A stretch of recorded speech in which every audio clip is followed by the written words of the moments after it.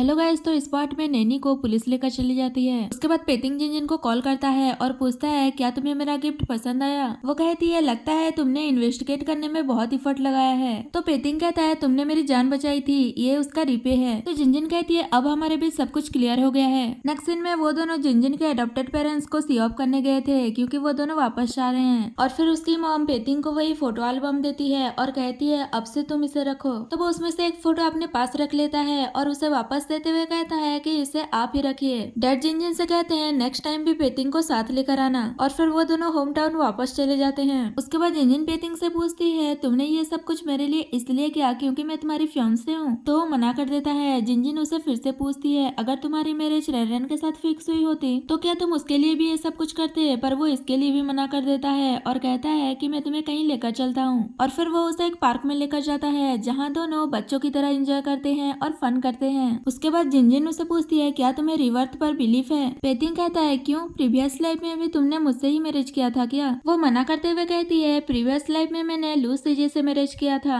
तो वो शॉक होकर कहता है ये तो वही है ना जो साउ फैमिली का सन इन लॉ बनना चाहता है। जिनजिन पूछती है क्या तुम उसे जानते हो, पर तभी उसे उसकी बेस्ट फ्रेंड साउ जीजी का कॉल आता है। उसका नाम सुनकर पेतिंग को लगता है कि लू सीजे ने कॉल किया है। जिनजिन की फ्रेंड उसे डांटने लगती है कि तुम तो मुझे भूल ही गई हो। तो वो उसे माफी मांगते हुए कहती है कि मैं थोड़ा बिजी थी इसलिए मैं तुम्हारे बारे में भूल गई थी। और फिर साउ जीजी उसे जल्दी से रेस्टोरेंट आने के लिए कहती है। पेतिंग को लग रहा था कि वो लू सीजी से बात कर रही है और वो जेलिस होते हुए सोचता है कि इसके और लू सीजी के बीच रिलेशनशिप क्या है। और फिर जिनजिन बात खत्म करने के बाद पेतिंग से कहती है कि मुझे कुछ इमरजेंसी आ गई है तो मुझे जाना होगा, कहकर वहाँ से चली जाती है। पर बेचारे पेतिंग को लग रहा था कि वो लू सीजी से मिलने जा रही है और वो जेलिस हो रहा था। उसके बाद जिनजिन भागते हुए अपनी फ्रेंड की कही हुई रेस्टोरेंट पर पहुंचती है, पर फिर भी वो उस पर गुस्सा करने लगती है कि तुम 5 मिनट लेट हो। जिनजिन उसे मनाने की कोशिश करती है कि देखो ना मैं भागते हुए आई हूँ, और थोड़ी देर मनाने के बाद वो मान जाती है। उसके बाद दोनों डिनर करते हैं और उसकी फ्रेंड उसे निंग जिजिन बोल रही थी तो वो उसे बताती है कि अब वो निंग जिजिन नहीं रही बल्कि साउ जिनजिन हो गई है और उसे सारी स्टोरी बताती है। ये सुनकर वो कहती है इसका मतलब तुम रिच लेडी बन गई हो, और कहती है तुम्हें हमारा प्रॉमिस याद है ना। वो पूछती है कौन सा प्रॉमिस, और सीन यही कट होता है। नेक्स्ट सीन में वो दोनों क्लब जाते हैं जहाँ पर मेल मॉडल्स भी होते हैं। साउ जीजी कहती है मैंने तो सोचा ही नहीं था कि हम एक दिन रिच हो जाएंगे, आज का बिल तुम पे करोगी, कहकर उसे लेकर अंदर जा रही थी। पर जिनजिन उसे रोकती है और बताती है कि वो एंगेज्ड है। साउ जीजी कहती है मैरिज होने तक एंजॉय कर लो, और उसे मनाने लगती है कि अगर तुम मुझे कंपनी नहीं दोगी तो मेरी भी अंदर जाने की हिम्मत नहीं होगी, और उसे जबरदस्ती अंदर ले जाती है। और ये सब पेतिंग का फ्रेंड देख लेता है और वो पेतिंग को कॉल करता है, पर वो गुस्से में था इसलिए कहता है कि मुझे आज जिनजिन के बारे में कोई न्यूज नहीं सुनना। फ्रेंड कहता है सुन लो बेटर होगा, और वो बताता है कि sister in law male model के क्लब में आई है। तो पूछता है क्या वो अकेली गई है। फ्रेंड बताता है कि नहीं, उसके साथ उसकी एक फ्रेंड भी गई है। ये सुनते ही उसे लगता है कि वो लू सीजी है और वो इमेजिन करने लगता है कि दोनों किस तरीके से एंजॉय कर रहे हैं, और वो गुस्से में वहाँ का लोकेशन भेजने के लिए कहता है और वहाँ जाने लगता है। थोड़ी देर में वो वहाँ पहुँच जाता है, तब तक जिनजिन बहुत ड्रंक हो चुकी थी